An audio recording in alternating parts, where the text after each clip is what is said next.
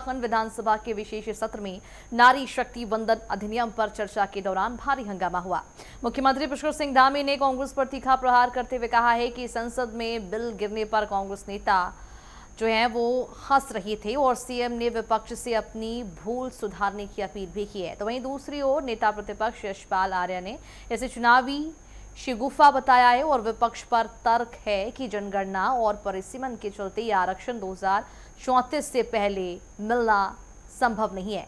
हंगामे के बीच कांग्रेस विधायक ने अंकिता भंडारी मामले को लेकर सदन के बाहर प्रदर्शन भी किया।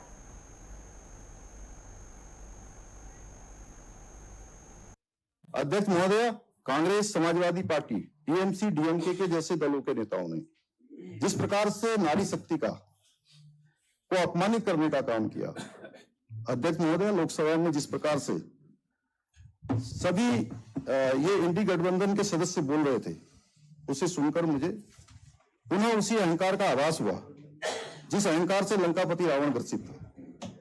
लेकिन हमारे कांग्रेस के साथी शायद ये भूल गए, तीनों लोगों को जीतने का दंभ भरने वाले अहंकारी रावण का पतन भी माता सीता के अपमान के कारण ही हुआ था।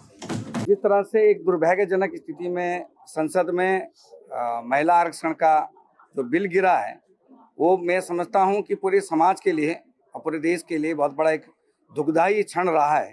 और मैं समझता हूं कि विपक्ष के लोगों को अभी भी सचेत हो जाना चाहिए और बराबर की भागीदारी जो हम आज चाह रहे हैं कि महिलाएं हमारे कंधे से कंधा मिलाकर हर क्षेत्र में आगे रहें, संविधान की रक्षा में भी और संविधान की बात कहने में भी वो हमारे साथ रहें। तो ऐसा अधिनियम को, ऐसे विधेयक को गिराने के लिए जो कांग्रेस ने जो अपना एक जोर लगा दिया है, वो दुर्भाग्यजनक है। मैं उसकी भर्त्सना करता हूं और आज इसी के परिप्रेक्ष्य में आज हम विधानसभा में जनता के समक्ष उनके इस कृत्य को रखना चाहते हैं। देखिए, केंद्र सरकार हो या उत्तराखंड की सरकार हो, जो 2026 में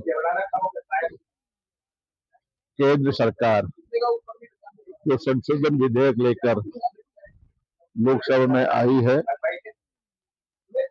उससे स्पष्ट जाहिर होता है कि सरकार जनगणना करानी चाहती है, परिसीमन कराना चाहती है। इसके लिए समय अवधि कितनी होगी?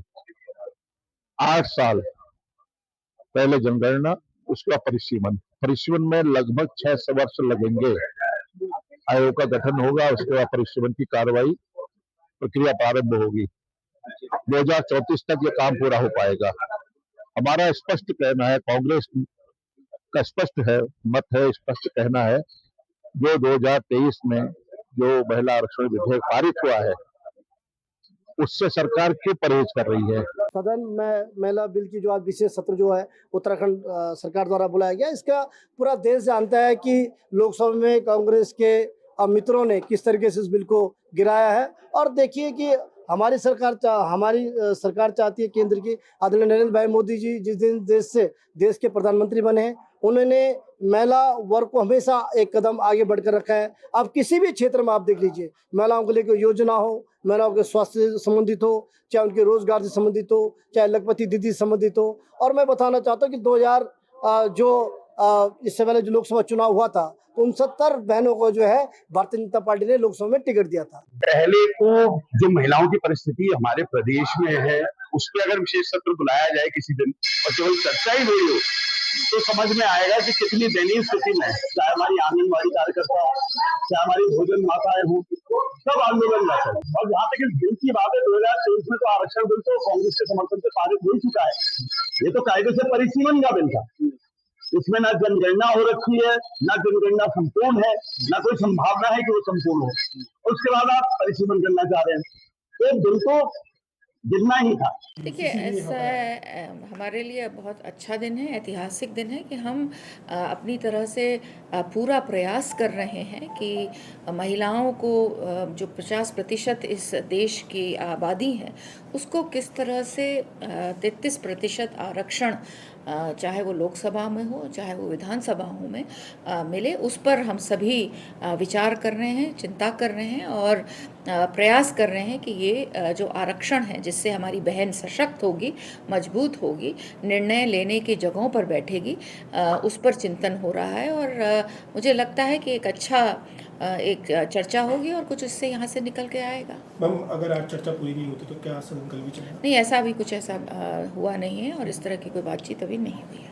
2022 से जब से हम विधायक हैं और जब जब भी सत्र चला, हमारे क्षेत्र के इकबालपुर गन्ना मिल का 2018-19 का लगभग 110-120 करोड़ रुपया तब से किसानों का बकाया चला रहा है, जिसको लेकर के हम प्रत्येक सत्र में अपनी मांग भी उठाते रहे माननीय मुख्यमंत्री जी से और माननीय गन्ना मंत्री जी से भी हमने इसकी समय समय पर मांग की कि भाई हमारा गन्ना भुगतान दिलवाया जाए, लेकिन सरकार किसानों से कोई बहुत मोह और प्रेम नहीं रखती।